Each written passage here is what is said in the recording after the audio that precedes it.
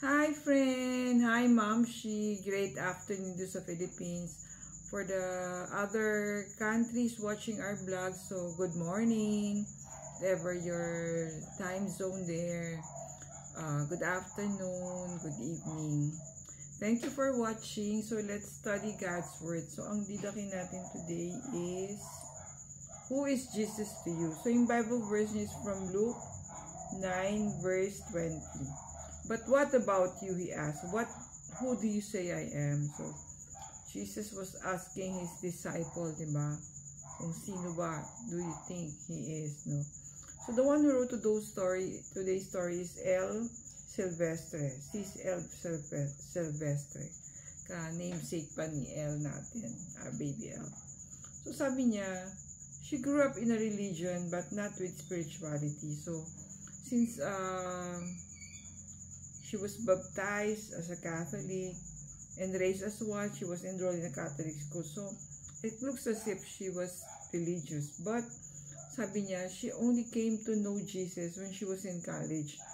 She was heartbroken. So, that's the time that Jesus was there during her sleepless nights to comfort her on her pain and negative thoughts that would swallow her alive. She was there to love me.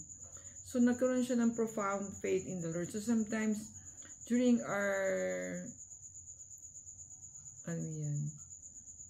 lowest point in our life, those are the times that we feel that God is there for us, to be with us, to share our pain, to grow, to develop, to nurture us, and hone us for a better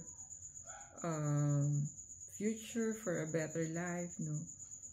So, if somebody asks you, who do you say Jesus is? I'll answer, He is love. So, parang yun din yung Bible lesson natin kanina kay Pastor June. He talks about that God, parang yung Bible verse talks about that parang you cannot really be with Jesus kung hindi mo siya.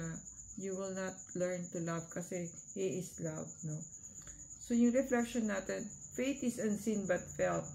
Faith is strength when we feel we have none. Faith is hope when all seem lost. So, Father, I am blessed to have met you in my most intimate way. Through my faith in you, I know I can face any challenges. I pray for your continued guidance so I may become your faithful follower. Thank you for watching. See you in our next video.